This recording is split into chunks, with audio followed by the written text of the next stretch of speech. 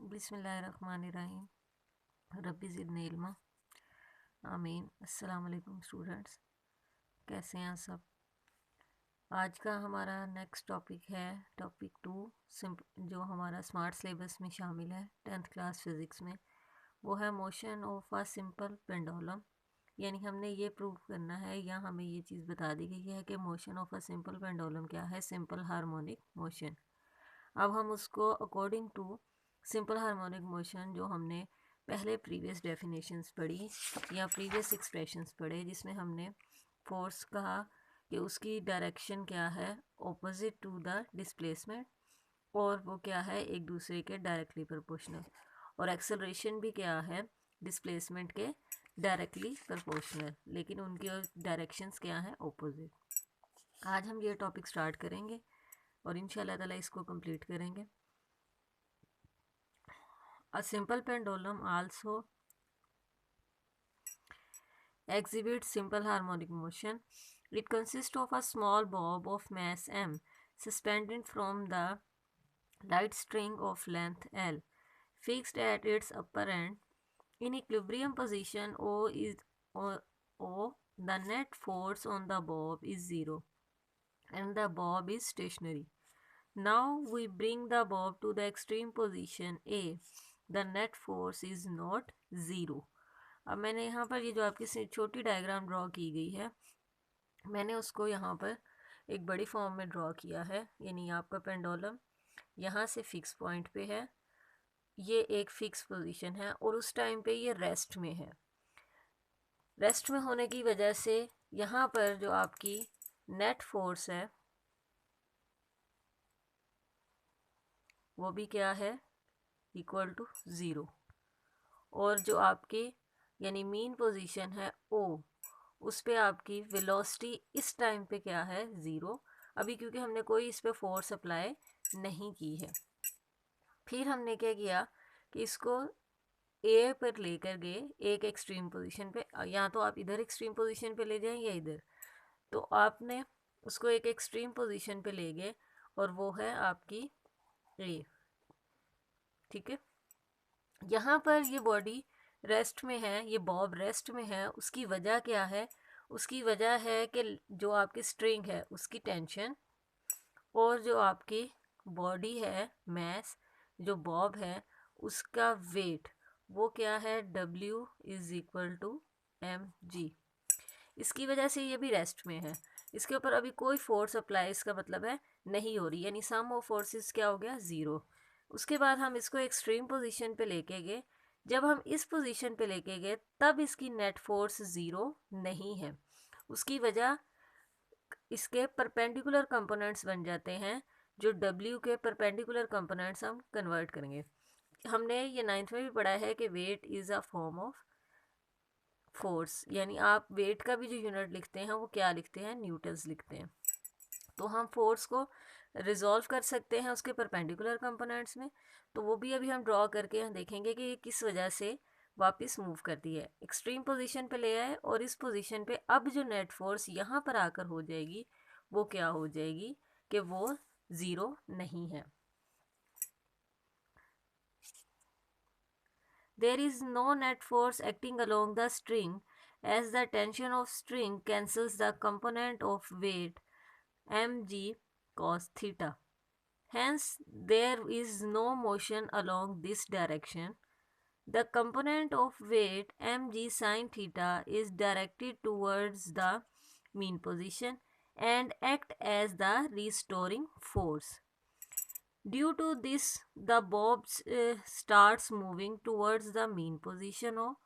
At O, the bob has got the maximum velocity due to inertia, and it does not stop on O, rather to continue the move towards the extreme position B. During its motion towards the B, the velocity of bob decreases due to the restoring force. The velocity of bob becomes 0 as reaches to the B. अच्छा, मैंने इतना लंबा paragraph इसलिए पढ़ा है कि अब इस फिनोमिना को सारे को हम डिस्कस करने वाले हैं अपनी डायग्राम पे। यानी सबसे पहले तो हम ये डिस्कस करेंगे कि कौन सा कंपोनेंट जो है वो कैंसिल आउट हो जाता है और उसकी वजह से बॉब में मोशन नहीं आती, पेंडुलम में मोशन नहीं आती, और कौन सा कंपोनेंट है जिसकी वजह से मोशन आती है और फिर इनर्शिया की वजह से हमारी बॉडी स्टे नहीं करती है मीन पोजीशन पे, बल्कि मूव ऑन कर जाती है नेक्स्ट एक्सट्रीम पोजीशन पे। जी, अब यहाँ पर अगर आप देखें तो मैंने पहले से ही ड्रॉ जो की हुई थी डायग्राम, उसमें हमने यहाँ पर अगर आपके इसके अकॉर्डिंग देखा जाए तो आपने यहाँ पर वेट को ड्रॉ किया, वेट का कंपोनेंट जो है mg, ठीक है। अब अगर ये कंपोनेंट है और अगर आप इसको थोड़ा सा ऐसे मूवमेंट दें तो ये डायगोनल्स में आ जाता है। अगर इसको आप एक्सिस के हॉरिजॉन्टल कंपोनेंट और इट्स द वर्टिकल कंपोनेंट जैसे हम ड्रॉ करते हैं, हॉरिजॉन्टल कंपोनेंट्स हमारे होते हैं F x is equal to F cos theta, और वहाँ से हमारा बनता है एम जी कॉस थीटा, जैसे मैंने यहाँ पर भी आपको बताया, ठीक है। और अगर यहाँ देखें तो F of y is equal to F sine theta, तो यहाँ पर फोर्स क्योंकि वेट है तो हम लिखेंगे एम जी साइन थीटा, ठीक हो गया। अब मैं इस डायग्राम को ज़रा आपको इस तरह से फिर से करके दिखाती हूँ कि हमने ये जो एक्ट कर रहा था इसका वेट, हमने उसको शो किया है कि उसके दोनों कंपोनेंट्स हमने रिजॉल्व किए परपेंडिकुलर कंपोनेंट्स। उसके बाद अगर आप देखें तो टेंशन तो ऑलरेडी मूव है, यहाँ पर मौजूद है। इस तरह करने के बावजूद भी क्या हुआ कि जो आपका टेंशन है उसका ये वाला जो कंपोनेंट, बॉब का मैस का ये वाला जो कंपोनेंट था, वेट का ये वाला कंपोनेंट, वो और ये एक दूसरे को फिर से क्या कर रहे हैं, कैंसिल आउट। इसका मतलब है पेंडुलम ऊपर और नीचे मूवमेंट नहीं करेगा, लेकिन इसके ऑपोजिट कोई भी फोर्स अप्लाई नहीं हो रही। इसका मतलब है कि इस फोर्स की वजह से, यानी ये force as a restoring force use होगी और इस फोर्स की वजह से ये ओ की तरफ आएगा, लेकिन ओ पर क्या हो जाएगी, इसकी वेलोसिटी मैक्सिमम हो जाएगी, यानी v is equal to maximum, ठीक है। उसके बाद यहाँ से जब मूवमेंट करेगा ड्यू टू एनर्शिया, जितना डिस्टेंस इसने यहाँ से कवर किया था उतना ही डिस्टेंस ये आगे भी कवर करेगा और ये सेकंड एक्सट्रीम पोजीशन पे चला जाएगा बी पे, ठीक है। उसके बाद जब बी पर ये जाएगा तो इसकी यहाँ पर वेलोसिटी क्या हो जाएगी, मिनिमम या ज़ीरो हो जाएगी डिक्रीज करते करते, और रिस्टोरिंग फोर्स की वजह से ये दोबारा वापस आना शुरू हो जाएगा, ठीक है। और ये एक पूरा आपका साइकिल स्टार्ट हो जाएगा, यानी आपके बार बार ये वाइब्रेशन स्टार्ट हो जाएंगे तब तक जब तक कि ये पूरी तरह आपका कंप्लीट जो रिस्टोरिंग फोर्स है वो ख़त्म नहीं हो जाती। अगेन देख लें कि हमने यहाँ रेस्ट में था, हम एक्सट्रीम पोजीशन पे लेके गए, इस टाइम पे जब ये रेस्ट में था तो नेट फोर्स हमारी क्या थी, ज़ीरो। क्यों, टेंशन और वेट एक दूसरे को कैंसिल आउट कर रहे थे।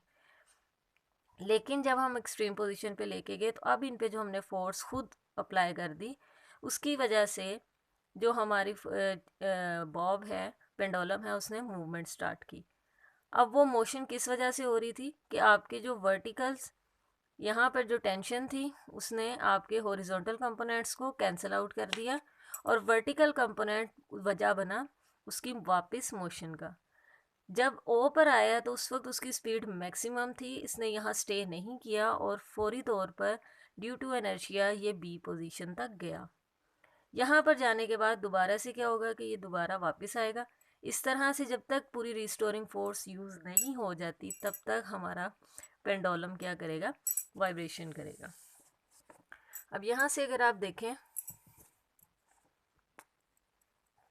Restoring force sine mg sin theta still acts towards the mean position, or due to this the force of bob again starts moving towards the mean position हो। मतलब जब आपकी b पर भी आएगा तो सेम यही कंपोनेंट्स होंगे, यानी इसके अलोंग इधर आपका x कंपोनेंट और इधर को आपका y कंपोनेंट होगा, और वो फिर दोबारा यही कंपोनेंट्स इसको यानी आपका y वर्टिकल कंपोनेंट जो है वो मूव ऑन करने के लिए मजबूर करेगा। In this way the bob continues its to and fro motion about the mean position. It is clear from the above discussion the speed of bob increases while moving from A to O due to restoring force towards the O. Therefore, acceleration of bob is also directed towards O. Similarly, when the bob moves from O to B, its speed decreases due to the restoring force and again acts towards the O. Therefore, acceleration of bob is again directed towards O. It follows that the acceleration of bob always directed towards the mean position O. Hence, the motion of simple pendulum is simple harmonic motion. यानी हमने जो यहाँ पर result find out किया था वो यहाँ पर भी फाइंड आउट होता है कि जब आपका बॉब जो है या आपका जो पेंडुलम है, जैसे यहाँ पर आपका बॉब जो है वो रिस्टोरिंग फोर्स की वजह से मूव किया, उसे यहाँ पर स्टे नहीं किया और वो फौरी तौर पर आगे मूव कर गया और फिर दोबारा रिस्टोरिंग फोर्स की वजह से उसने वापस मूव किया। इसका मतलब है कि जब बॉडी एक्सट्रीम से मीन या मीन से एक्सट्रीम की तरफ जा रही है तो उसमें क्या हो रहा है, वेलोसिटी चेंज पैदा हो रहा है और वो क्या पैदा कर रहा है, एक्सेलरेशन।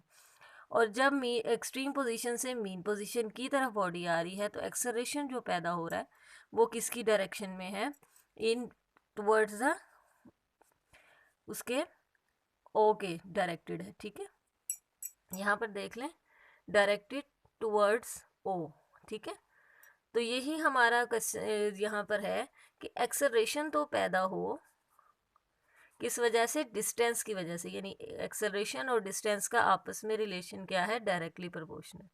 ठीक है, और ये डायरेक्टेड टुवर्ड्स किस तरफ है, मेन पोजीशन। अब यहाँ से अगर आप देखें, we have the following formula to find the time period of simple pendulum. जैसे हम लोगों ने वहाँ पर पिछले हमने लेक्चर में जो पढ़ा था, T is equal to 2πm/k। इसमें मैस और यानी के जो है, के का आपका स्प्रिंग कांस्टेंट था और मैस पर डिपेंडेंट थी। अब यहाँ पर अगर आप देखें, t is equal to 2π/√L/g, इसका मतलब है कि L के ऊपर ये डिपेंडेंट है और ये बाकी सारी चीज़ें क्या है, 2π और g ये कांस्टेंट्स हैं। ठीक है, अच्छा g की वैल्यू चेंज होती है विद एल्टीट्यूड, लेकिन ये हम अर्थ के ऊपर अकॉर्डिंग बात कर रहे हैं। लेकिन जब हम लोग इसको मून या मार्स या जैसे न्यूमेरिकल्स में हम यूज़ करते हैं तो तब हम लोग यहाँ पर उन्हीं के अकॉर्डिंग वैल्यूज फिल करते हैं। इसका मतलब है ये प्लेस के अकॉर्डिंग कांस्टेंट है। ठीक है, from the motion of the simple system of these simple systems, यानी अब सिंपल सिस्टम्स किसकी बात की जा रही है, जो हमने प्रीवियस लेक्चर में पढ़ा था, mass attach to a spring, simple pendulum and ball and bowl. ये आपके जो है बॉल एंड बाउल, जो आपका ये वाला जो टॉपिक है ये स्मार्ट सिलेबस में इंक्लूड नहीं किया गया हुआ। तो यहाँ पर इन सिस्टम्स को बताया गया है कि ये सारे क्या हैं, सिंपल हार्मोनिक मोशंस हैं। अब सिंपल हार्मोनिक मोशन की एक डेफिनेशन उन्होंने बाकायदा यहाँ दे दी है, वो है simple harmonic motion occurs when the net force is directly proportional to the displacement from the mean position and always directed towards the mean position। जी, उसने कहा है कि सिंपल हार्मोनिक मोशन तब पैदा होगी जब नेट फोर्स डायरेक्टली प्रोपोर्शनल हो displacement के, यानी F डायरेक्टली प्रोपोर्शनल है x के, and always directed towards the mean position, यानी मीन पोजीशन की तरफ हो। अब सिंपल सी बात है, डिस्प्लेसमेंट जो हम कवर करते हैं उसकी डायरेक्शन अगर आप यहाँ पर देखें तो जब हमने बॉडी को यहाँ से उधर की तरफ मूव करवाया तो ये जो डिस्प्लेसमेंट इसने कवर किया है यहाँ से यहाँ तक, उसकी डायरेक्शन ये है और फोर्स की डायरेक्शन किस तरफ है, इस तरफ। ठीक है, यानी फोर्स उसको मूव ऑन उधर को करवा, तो ये माइनस साइन इस चीज़ को इंडिकेट करता है कि डिस्टेंस के डायरेक्टली प्रोपोर्शनल तो है, लेकिन ये किसके है, कि ये मीन पोजीशन के डायरेक्टेड है, यानी मेरी मीन पोजीशन की तरफ होती है फोर्स।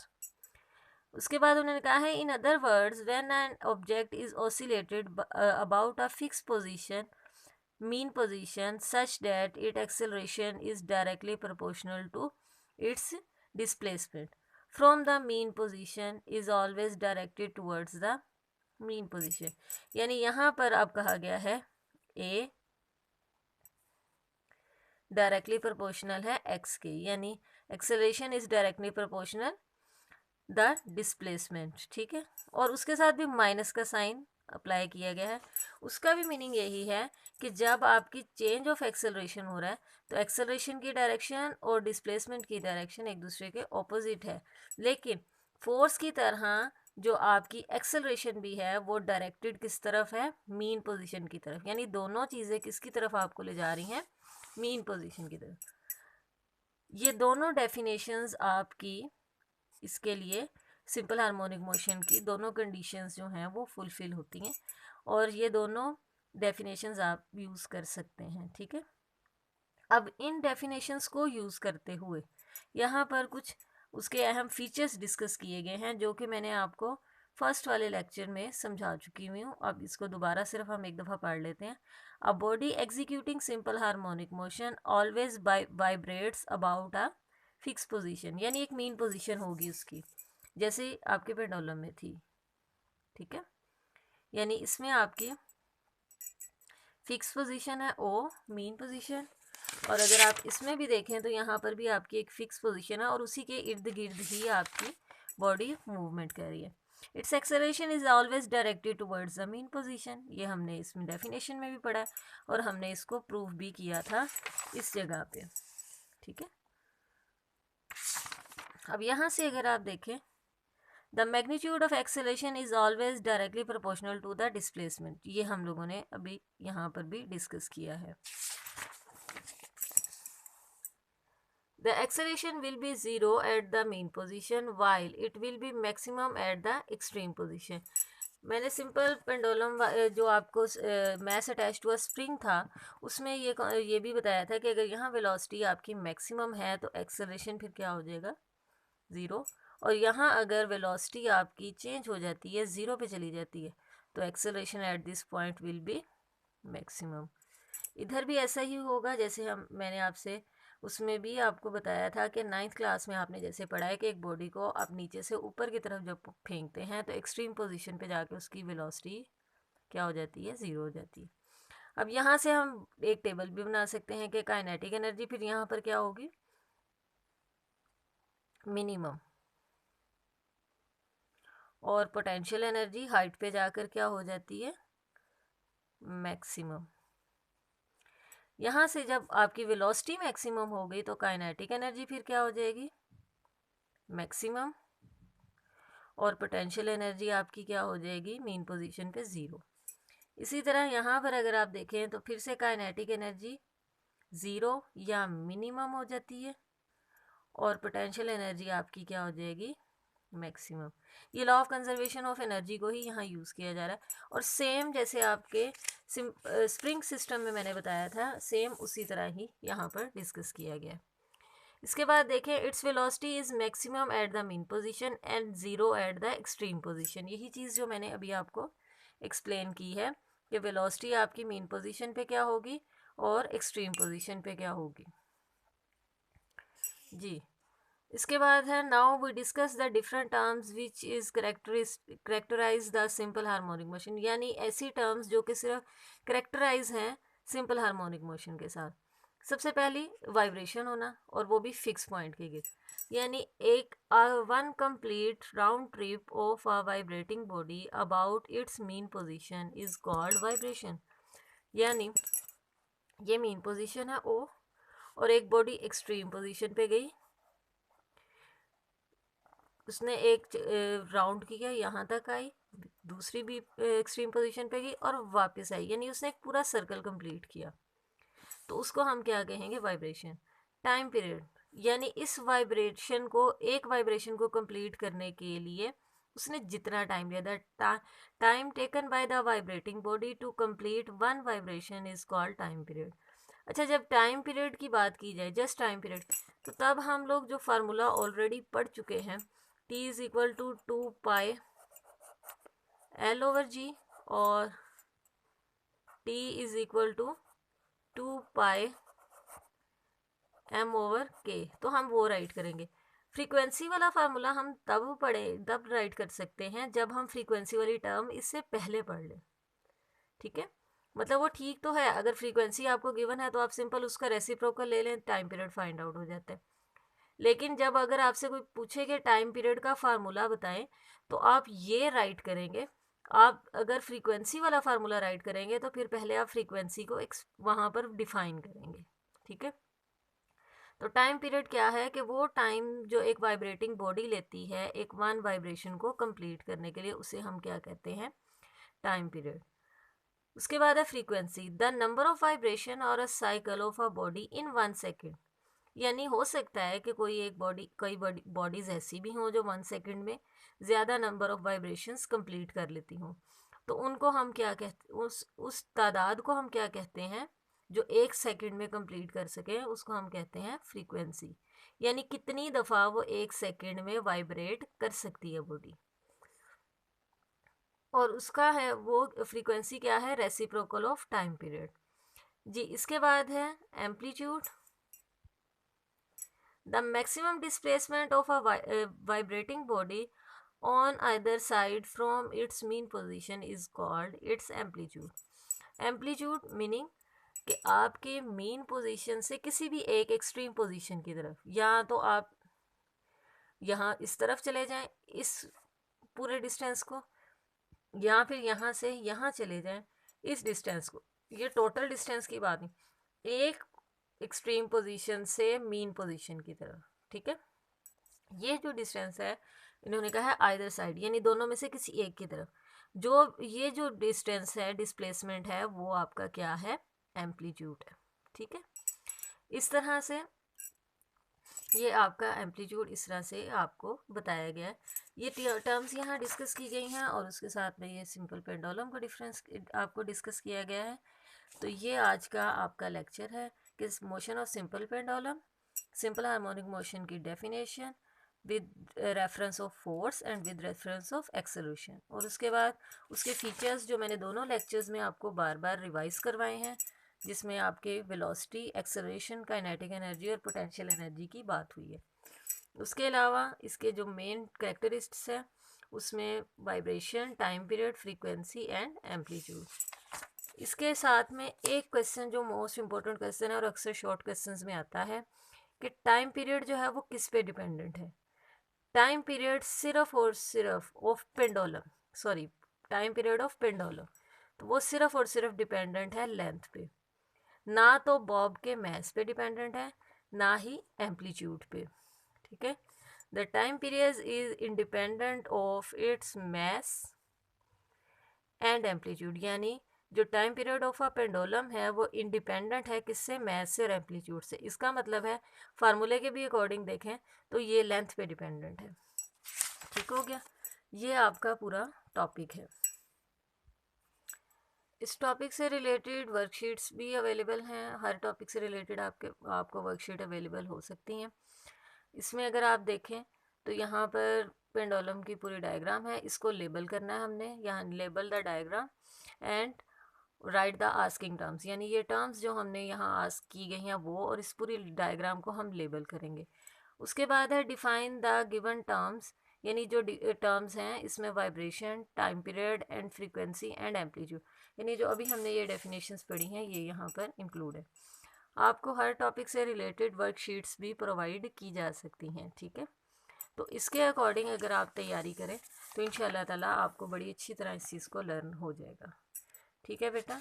इंशाल्लाह नेक्स्ट लेक्चर के साथ आप नेक्स्ट टाइम हम आएंगे और उस नेक्स्ट वाला टॉपिक अपना क्लियर करेंगे। थैंक यू बेटा, अल्लाह हाफिज़।